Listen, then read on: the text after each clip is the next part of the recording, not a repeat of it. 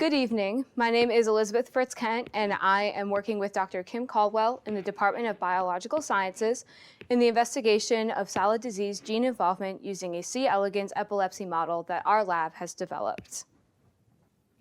So first, I want to go over a bit of an overview of my presentation, is what it's going to cover. First, I will cover the background of what specifically we are studying. Then I will go into the methodology of our assay. And then I will follow that up with some data that we've already collected. And then finally, speak about some of the complications and challenges that have risen during the experiment and what our future directions will entail. So this project specifically focuses on an illness called Salla disease. And Salla disease is caused by a mutation in our SLC17A5 gene, which is responsible for encoding a transporter protein termed Sialin. Sialin has several defined activities, which includes the transport of negatively charged sugars out of lysosomes for use in glycoprotein and glycolipid formation. This mutation causes a sialic acid buildup within the cell. And these diseases associated with this mutation can either be showcased as a severe infantile disorder that leads to lethality in early childhood, or as a progressive disease that is characterized by intellectual disability, hypotonia, epilepsy, and neurodegeneration. This form is termed Salla disease. And the vast differences in when the symptoms occur in someone's life and how severe they are could be due to where the mutation is in the protein. The mutation changes the normal information in a gene, and the mutation can be caused by just a single letter or by a whole eliminated chunk. Obviously, the elimination mutation can cause more severe damage, so it's more likely that this is what causes the severe symptoms found in children. With that being said, though, Salla disease is very rare and understudied in the United States. Only about 1,000 cases have been diagnosed in the country per year. So we don't really understand how the buildup of the sialic acid causes some of the more neuronal symptoms like epilepsy, which is what my part of the project is going to cover. For this experiment, we are using C. elegans. These are very small worms and they're easy to handle, but most importantly, they retain a lot of the mammalian neuronal functionality, including the dopaminergic and the glutaminergic neurons, which are showcased here glowing with green fluorescent protein, or GFP. Our lab has developed an assay model that induces convulsions or seizures in worms utilizing a chemical called petylene tetrazole. For the remainder of this presentation, I'll be referring to this as PTZ. In this experiment, an assay is used to measure a specific biological response or behavior, which is identifying the strains of worms responsive to the PTZ. So because of this conservation of genes in worms versus humans, a lot of different assays can be done with C. elegans. These small animals live on petri dishes with bacteria that they use for food, so they're very easy to maintain and they're relatively cheap to get to. The assay begins by moving these worms from their old home, their old petri dish, to a new one that is spread with PTZ on top of it.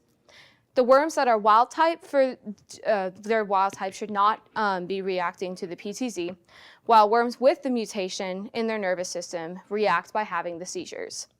Since we are testing multiple samples at a time, 2 people are required to help place and analyze worms. So I have a partner who's working with me on this project. Now you may be wondering, how can we see these seizures? Well, after the worms are placed on the PTZ plate, the worms are observed under a microscope for any responses to the PTZ. And there are usually 3 types of responses that the worms could exhibit while being examined. Head bobbing, with the front of the worm moving forward and backward, which is what the first image indicates. Contractions, where the whole worm moves forward and backward, kind of like if you can imagine an accordion would. And paralysis, which is what the third picture shows. Very stiff, not moving. Even when bonked on the head by like one of our worm picks, it is still not moving. When the worms start exhibiting any of these symptoms, they are counted, logged, and then picked off the plate to reduce the chance of them being counted twice. This entire analysis takes about an hour to complete. So now I'll be going a little bit into the data that we've already collected. So all of the graphs are laid out like this, with the symptoms and the strains of the worms being tested on the x-axis and the percentage of the worms that reacted with each symptom on the y-axis. The different PTZ concentrations that are tested are represented with the color code at the bottom of the graph. We use varying concentrations of the PTZ because the different mutations cause different defects in the nerves, and these respond differently to the PTZ. Furthermore, these different responses are actually made more apparent in different concentrations of PTZ. So we're really covering all of our bases. These are all of the controls we are using for the experiment. As represented, the mutant UNC strains UNC43 and UNC25 react to the PTZ, whereas the wild-type strain N2 does not react to the PTZ, which is why there are no bars on the N2 side of the graph. The first experiment was to reestablish the parameters of the assay, since we needed to know how we would work the analysis and to ensure that the PTZ would in fact induce the seizures. So now, for this next experiment, we needed to check if our worm strain, that is similar to that of the mutation of Salla disease for humans, would also work with the PTZ. The mutant Sialin worm strain is called RG3280, which includes the gene SLC17.2. Now, according to this graph, the RG3280 strain reacted to the PTZ with the majority of the worms exhibiting head bobbing symptoms. As you can see, N2 and UNC43 were our controls for the experiment, where N2 didn't react at all, and UNC43 exhibited symptoms. So now that we know that the Sialin mutant gene works with our seizure assay, we can now start to test this table of genes of worms versus our assays.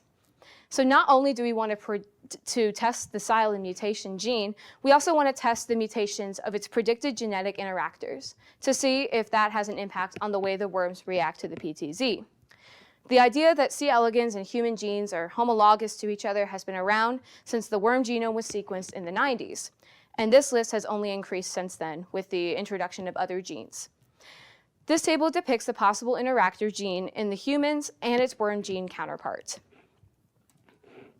So now, with this last experiment, this experiment was done with two possible worm mutations of interactors of the Sialin protein gene, CTNS1, which is the strain RB934, and a mutation of UNC10, which is strain NM1657. As you can see, the mutations in each of these genes affected the nervous system. We also utilized the two previous controls again, N2 and UNC43. So future directions with my experiment. Since the experiments I have shown in the previous slides, there was a time where we did not get similar results. Our first order of business was making sure we became more consistent with our assays, and that has included buying a new stock of PTZ because the chemical can degrade over time. This makes our data a little less in common with the previous data points collected. This has since been resolved, so our assays have become more consistent now. So now the next step is that we want to finish the list of predicted interactors.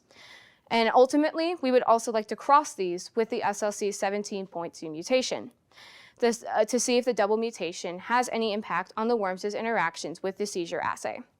Hopefully, with this knowledge, we can potentially discover some neuroprotective modifiers of Salla disease. And then these are my references.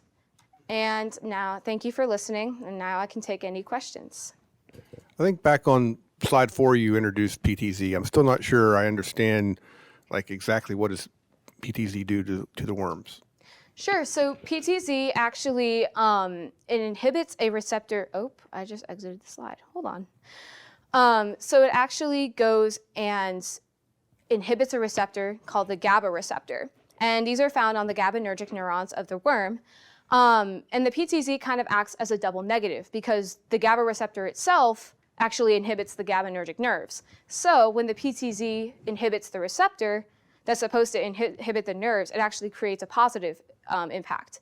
So the GABAergic nerves are now active and the worms can start exhibiting epileptic-like seizures.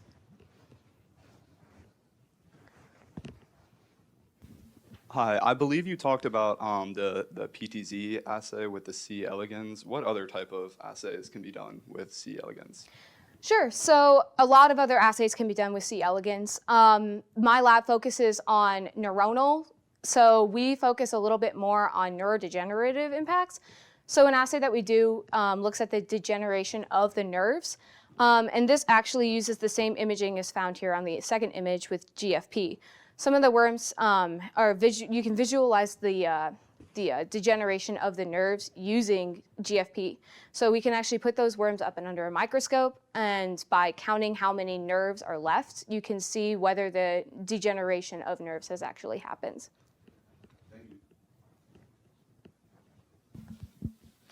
Hi. Going off both of those questions on PTZs, why is there such a difference in the reactions of PTZ from strain to strain? So there's such a difference because the mutations can occur in different places and different parts of the nerve.